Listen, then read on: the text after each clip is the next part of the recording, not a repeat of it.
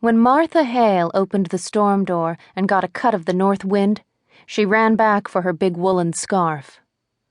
As she hurriedly wound that round her head, her eye made a scandalized sweep of her kitchen. It was no ordinary thing that called her away. It was probably further from ordinary than anything that had ever happened in Dickson County. But what her eye took in was that her kitchen was in no shape for leaving, her bread all ready for mixing, half the flour sifted and half unsifted. She hated to see things half done.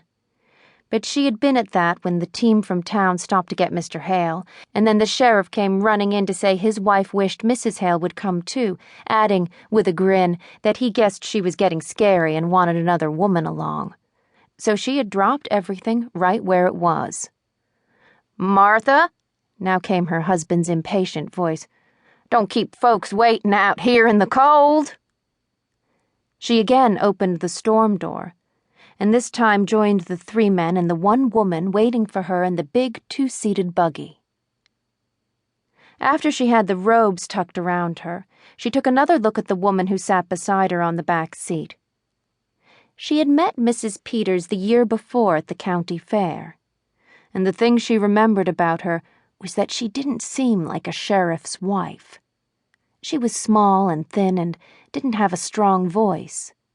Mrs. Gorman, sheriff's wife before Gorman went out and Peters came in, had a voice that somehow seemed to be backing up the law with every word. But if Mrs. Peters didn't look like a sheriff's wife, Peters made up in looking like a sheriff. He was, to a dot, the kind of man who could get himself elected sheriff.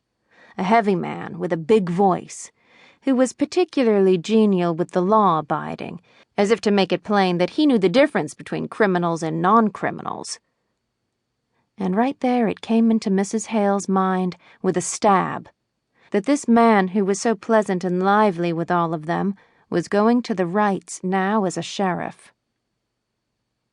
"The country's not very pleasant this time of year," Mrs. Peters at last ventured, as if she felt they ought to be talking as well as the men. Mrs. Hale scarcely finished her reply, for they had gone up a little hill and could see the Wrights' place now, and seeing it did not make her feel like talking. It looked very lonesome this cold March morning. It had always been a lonesome-looking place. It was down in a hollow, and the poplar trees around it were lonesome-looking trees. The men were looking at it and talking about what had happened. The county attorney was bending to one side of the buggy and kept looking steadily at the place as they drew up to it. "I'm glad you came with me," Mrs. Peters said nervously, as the 2 women were about to follow the men in through the kitchen door.